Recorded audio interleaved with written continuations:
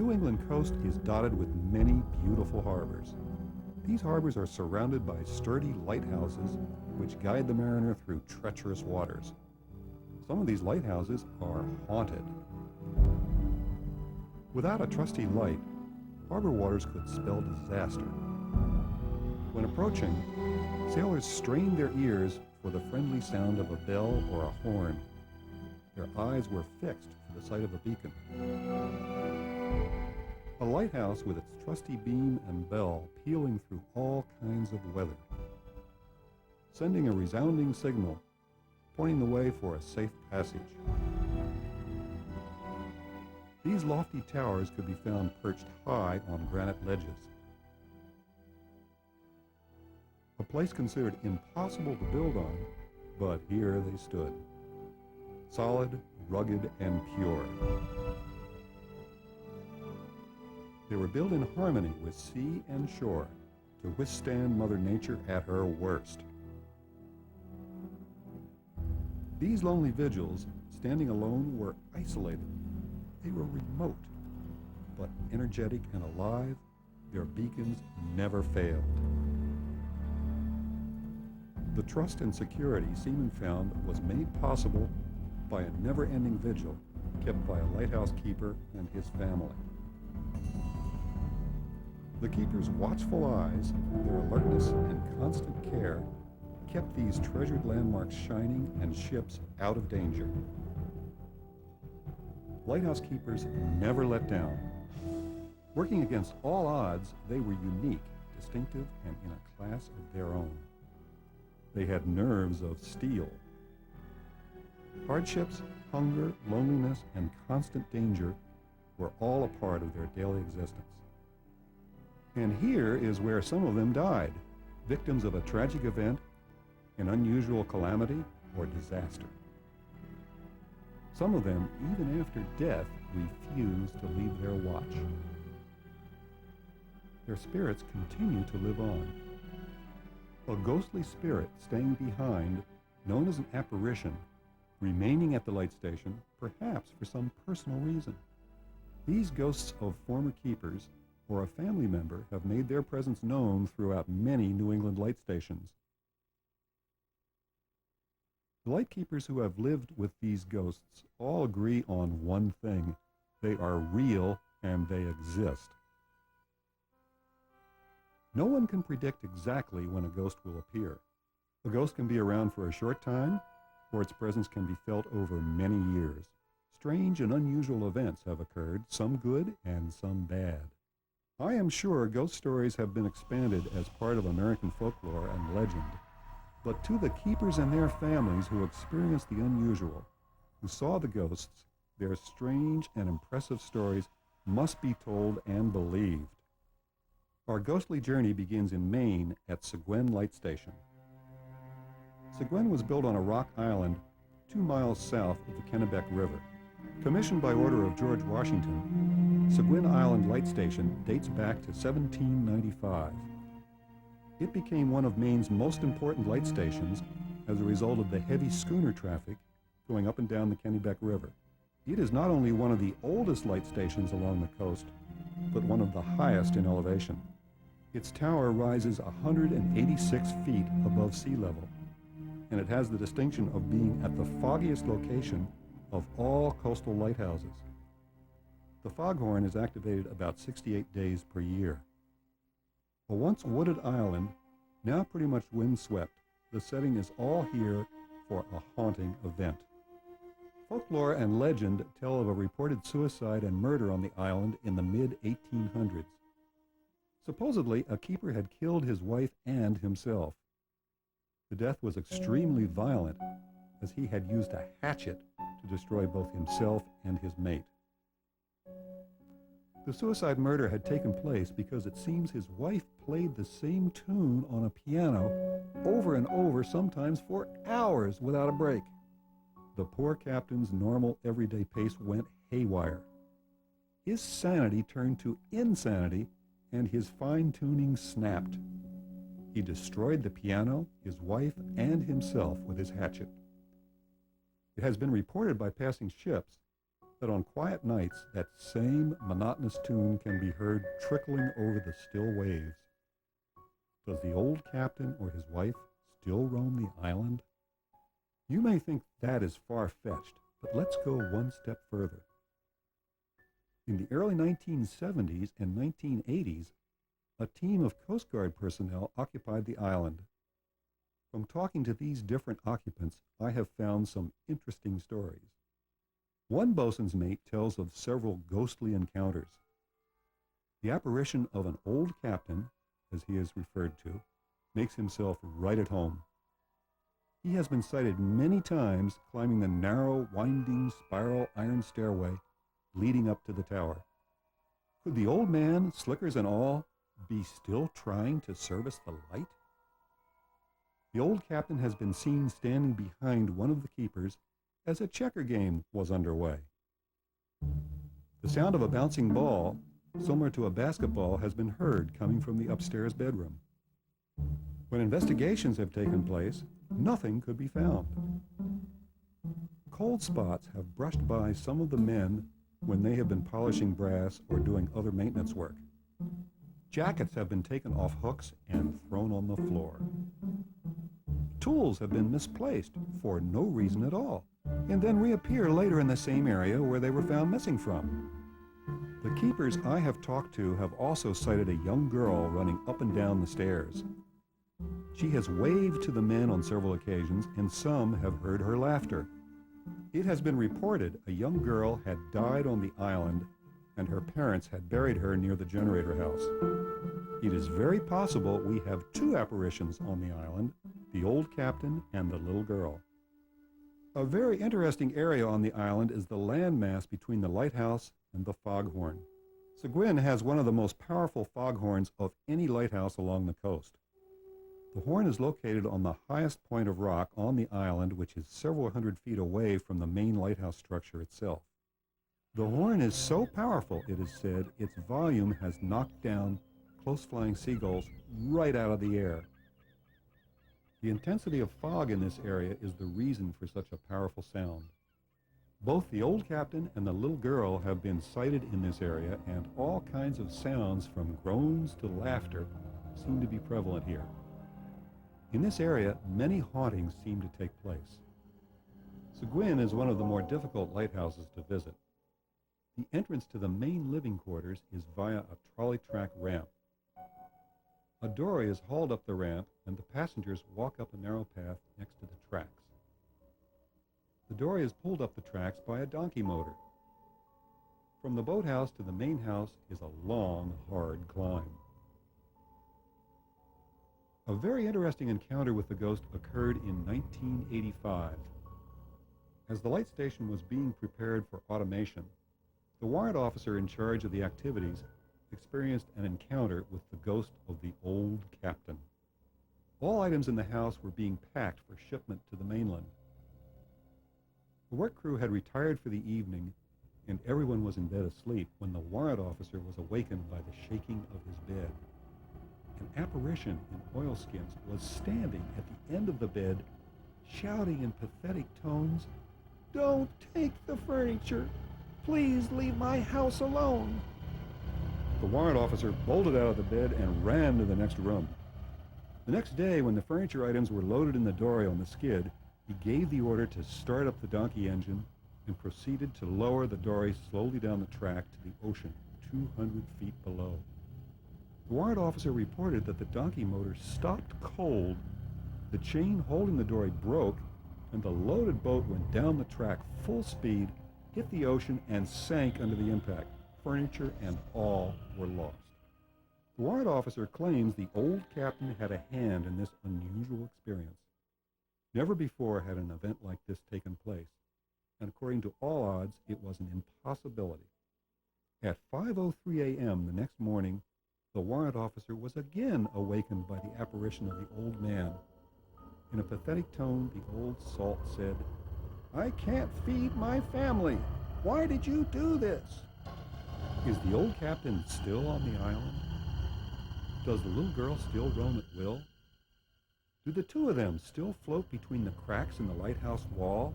And can you still hear their groans and laughter, especially on those cold, misty nights? Who or what are they searching for? The next time you pass the island of Seguin, let your mind wander, and you may find your thoughts will send shivers down your spine. Ram Island Light in Booth Bay Harbor, Maine, was built on a remote island in 1883. Several years previous to the construction of the lighthouse, an old mariner was shipwrecked here and died of exposure.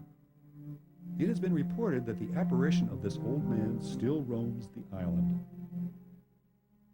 Local fishermen, when sailing close to the island, have reported warning lights on the beach, and the next day when an investigation took place, no sign of any activity could be found. Other seafarers sailing by have reported whistles being blown to warn them off when foul weather was driving them close to the island. No whistle is on the island. Many sightings of the old man running back and forth have been reported. Does the old man in ghostly form still roam the island? Just ask a few local fishermen. Hendrick's Head, Southport, Maine. Hendrick's Head first flashed in 1829. It is 43 feet above the waterline. This lighthouse is now privately owned. In the 1870s, the keepers of this light saw a schooner pounded to pieces just off the rocky shore. All hands died in the wreck except for a young boy who was lashed between two mattresses. He floated ashore, was rescued by the keeper, and later adopted by the keeper and his wife. The little boy appeared to be a gift from God, as the keeper and his wife had just buried their baby daughter a few weeks earlier. The ghost who haunts this seaport area of Southport is described as an attractive young woman in her early 20s. She has been seen pacing the beach north of the lighthouse where she drowned. Her death was a mystery and still is. The night previous to her drowning, she had been sighted in the area. Some local folks spoke to her, but she remained silent. The locals did not know her, but said she seemed very refined. The next day, her body was found washed up on the beach, and some heavy weights were found strapped around her waist. No one had any idea who she was or how she arrived. No one knows if she committed suicide or was the victim of foul play. All the residents know is that over the last 60 years, many nights her apparition has been seen pacing that beautiful little crescent sandy beach near the fixed white beacon of the lighthouse. To this day, the woman's identity has never been disclosed. Many mornings, unidentified footprints in the sandy beach have been discovered. Is this poor lost soul still aimlessly wandering about? At the time of her death, some thought she may have been murdered by rum runners. She is buried in the local cemetery. This is Owl's Head Light in Owl's Head, Maine. It's a 20-foot tower sitting on a rocky ledge 100 feet above the waterline. This light was first illuminated on September 10, 1825. Like all lighthouses, it was at one time attended by a wickie. Wickie was an affectionate name given to the keeper by Coast Guard personnel. Wickies have told stories of a former keeper who died at the light station, but is perhaps not so dead. His ghost can be seen still filling the job as keeper. Present-day keepers stationed here have discovered the old captain likes to keep the heat down. The place is always frigid. Thermostats are set for a comfort zone and somehow get turned down for no apparent reasons. When the old captain lived here, he was on a tight budget and conservation of fuel was a necessity. The keeper's house stands about 200 feet down a slanting boardwalk from the precipice the tower sits on. Many keepers have reported finding footprints on this walkway leading to the light. The footprints go up but do not return. They have been seen after snowstorms and at times when the boardwalk was covered with heavy mist. They are the print of a man's boot about size 10.5. Someone is climbing this walkway, but nobody seems to know who. One keeper reported that when he followed the prints, he found the large steel door on the tower open and swinging. This door had been locked the night before and was checked twice for security purposes. When keepers enter the tower, they often feel as if someone were with them, someone breathing on their back. Many keepers have seen a figure appearing and disappearing. The old man's presence has been felt in this general area over and over again. At times, the case around the lens is opened and signs point to someone trying to light the lantern. Brass has been polished without explanation. In the keeper's living quarters, silverware has been known to rattle and glasses have vibrated.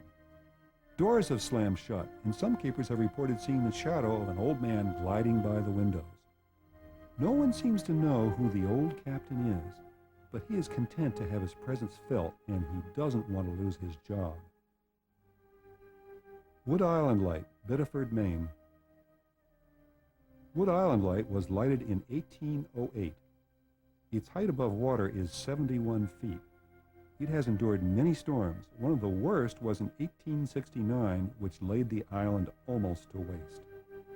The sea area around Wood Island was at one time rich in mackerel, herring, and lobster. Many fishermen have spent time in these waters, and they have some interesting tales to tell. Some of them feel the island is jinxed and has a spirit haunting it. The island for many years was the scene of some perverse activities. From strange shipwrecks to murders, the folklore of the island is rich. In the early 1900s, during a winter gale, 3 schooners were sunk on the island. Several of the crew drowned. Several other ships have been ruined on the rocks, and many crews have perished. One old captain had his ship dashed on the rocks, and when the rescue came, it was found out the old salt's wife was on board, suffering from smallpox.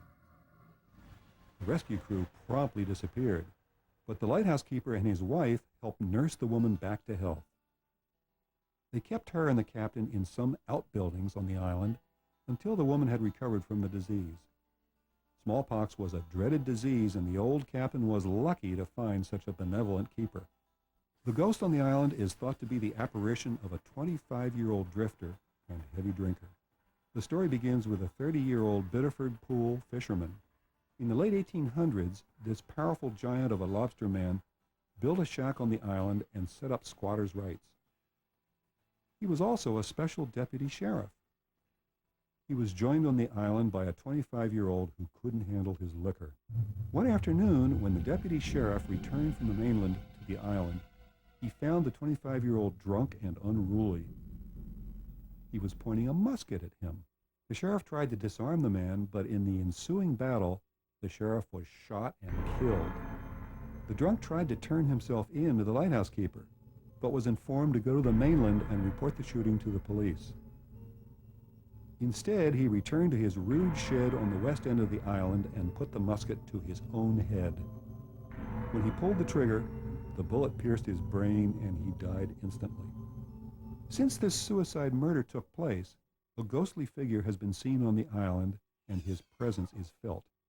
He appears friendly, and most of his tricks are of a good nature. Windows have been opened and closed. Many strange, unexplainable noises have been heard. But the most common trick is opening and closing doors. Locked doors are found open and swinging, and doors that have been left open and braced open have been slammed shut. The former keepers have lived with him as if he were one of the crew. Wood Island has always been an island that seemed to be jinxed. From the murders to the severe storms to the shipwrecks, many keepers have left here with some great stories. One old man tried to raise chickens out here. The chickens weren't good company, and the solitude took its toll. The old salt began to pace the beach. He next rowed to shore, rented a room in a boarding house, and the next day proceeded to jump out the third-story window. He died when he hit the ground. Other residents of this island have endured hard times. Fire has taken its toll. Some of the squatters have lost their dwellings when an old drunkard became careless with matches and burned the structures. The wind and rain hit this island with a ferocious blast. It has weathered some wild storms, and many shipwrecked sailors have spent a few days here. At one time, the island had a distillery and pub, but this was burned down by some drunken fishermen. Wood Island has survived since 1808, but if you were a keeper on the island, you too would believe that some of the spirits from the past still linger. The Cape Nettic Light Station, better known as Nubble Light, is located in York Beach, Maine. I am delighted to report that this station has a content, happy spirit that seems to prevail. Former keepers who have lived on the island report that an exhilarating force seems to take over when one gets to the island, and a feeling of cheerfulness and high spirits is always abundant. Whatever the season, whatever the weather, a jovial feeling can be felt. Keepers have been delighted to serve here, and most have asked for extensions of their duty. This feeling of contentment is also experienced by many tourists who visit the area.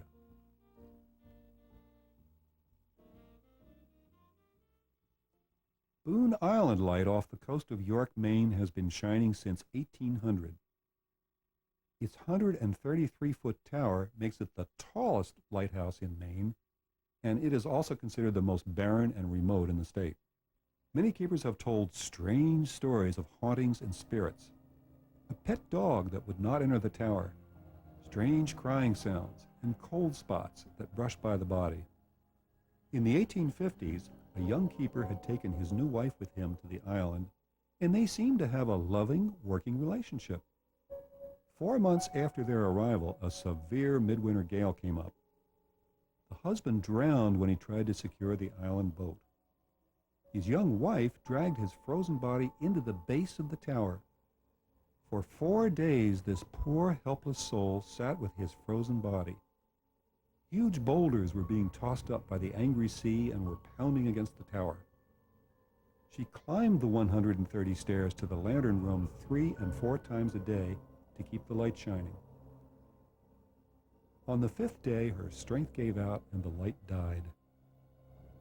2 days later, local fishermen found her holding the frozen hand of her husband's corpse. Her mind was gone. Perhaps her screams still vibrate in the long, slender tower, or maybe it is just the cry of a lonely gull.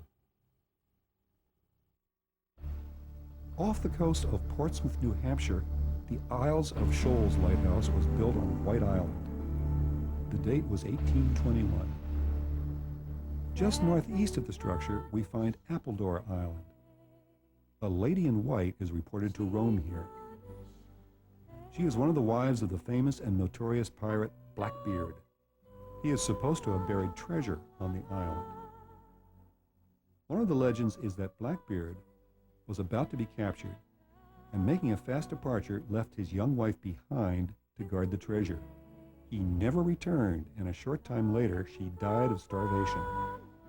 Some folks have reported that her cries, "He shall return," can still be heard on a cold, crispy evening. Others have reported seeing her apparition. In 1724, Betty Moody and her little child hid in a cave on Star Island to escape an Indian slaughter. Betty held the child close as Indian warriors searched every nook and cranny. The strain, the stress, and the chilling wind took its toll, and the child died a few days after the Indians left. Several years later, when Betty died, her spirit never left the island, and some say images of Betty and her baby have appeared in the area now known as Betty Moody's Cave. And what about Nancy Underhill, a young school teacher who drowned here? Her apparition has been seen over and over again on a ledge of rocks known as Miss Underhill's chair. This is a ledge where she would sit and meditate after a busy day of teaching. Legend has it she was washed off the cliff by a huge wave, and her body was found on the beach in York, Maine, 2 days later. At the Isles of Shoals Lighthouse, a strange event seems to occur just before severe storms. At the base of the tower, a muffled voice of a woman has been heard. Keepers have reported being at the bottom of the walkway, getting the outer building secured, and hearing this soft, crying voice, the voice of a young woman. Is she trying to give the keepers some sort of warning? What is her connection to the approaching storms? In Cohasset, Massachusetts, Minot's Ledge Light appears to be haunted. Minot's Ledge Light is considered the most dangerous light on the New England coast. The first tower was constructed in 1850.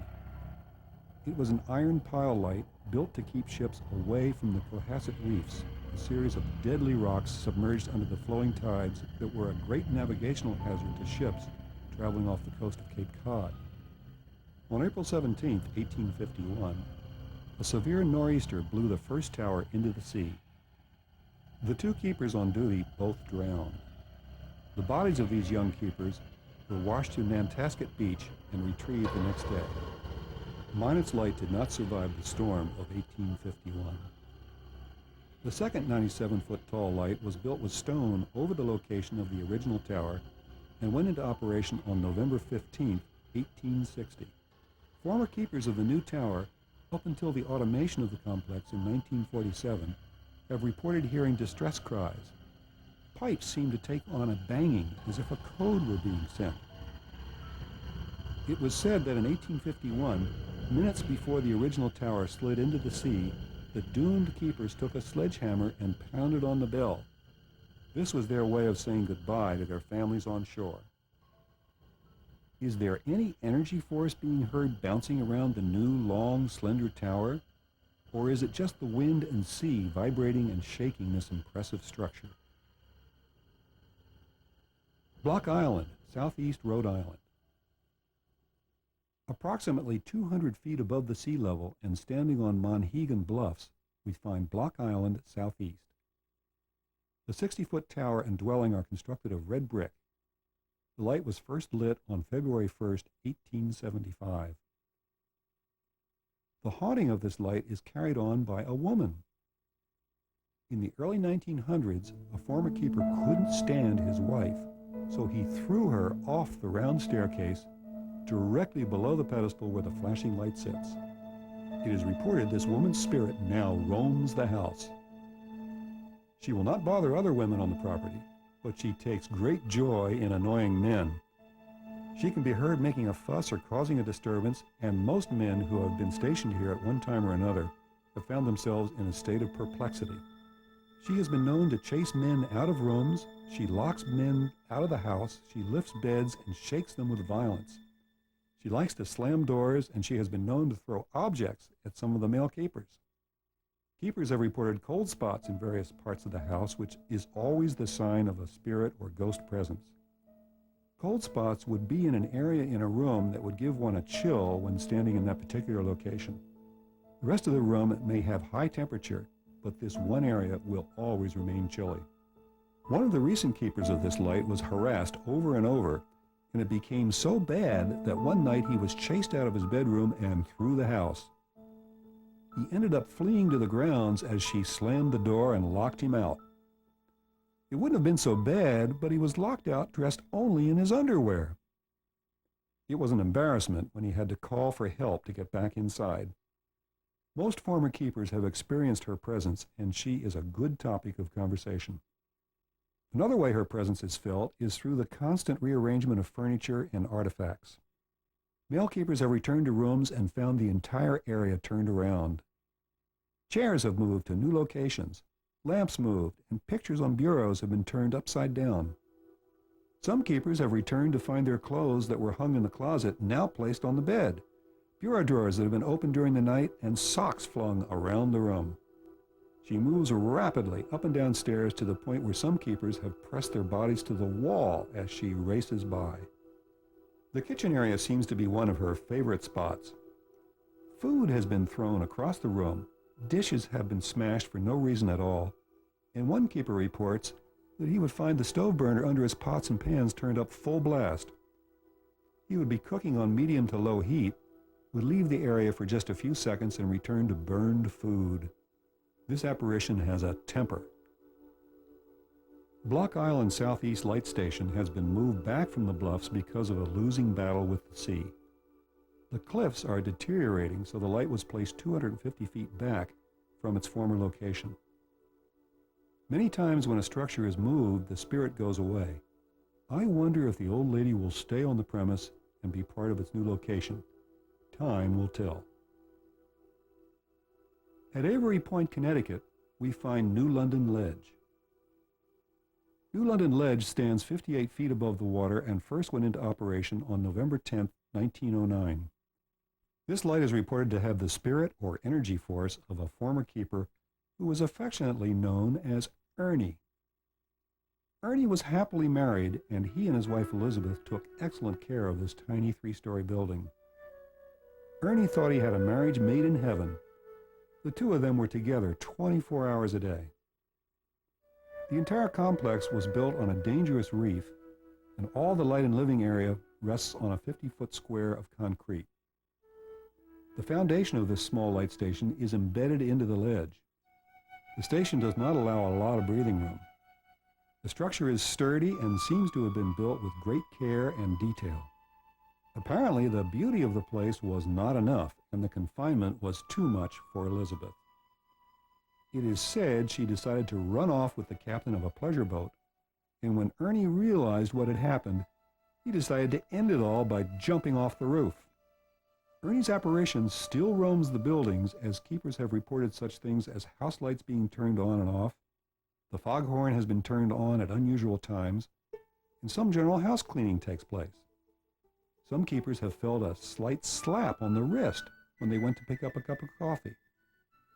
This is all credited to the spirit of Ernie.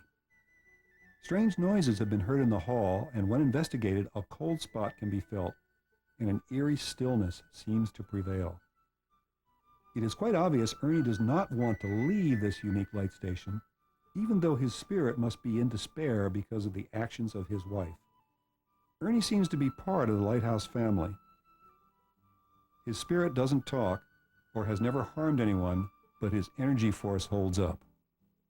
He appears at the top of the stairs for a few seconds and then is gone. Unexplained scraping sounds, bumps, and soft footsteps are all credited to Ernie's presence. If his wife, Elizabeth, had only known how much he would miss her, I wonder if she would still have run away. All lighthouses are natural places for people to experience ghostly haunts. The smell of damp moss covering stone walls and the cracks in the towers with wind whistling through the circular walls, creating an eerie echo. Is it no wonder that your mind tells you another presence is with you? But is another presence possible? What about the unknown and unexplainable? The lamps that have been tended when no one was near, the brass that has been polished, the windows cleaned, tools taken and returned, jackets thrown off hooks onto floors before someone's very eyes, bureau drawers that have been opened and closed all by themselves, windows that have opened, and furniture that has been moved when no one was there to move it. What about the sounds, the moans, the child's cry, the hearty laugh, the footsteps running up the stairs, and then the faces, the people, the apparitions that appear over and over, year after year? When sane and sound people experience this, we know we are dealing with an unknown, something we can't create, something we can't understand, and yes, something unnatural. Until such time that we can get a satisfactory or scientific explanation as to these phenomena, we have to question and, yes, even believe. It's great fun to spin yarns and add to folklore, but it's been proven these ghostly characters still love to live in or near their beloved lighthouses. Lighthouses will always be fascinating.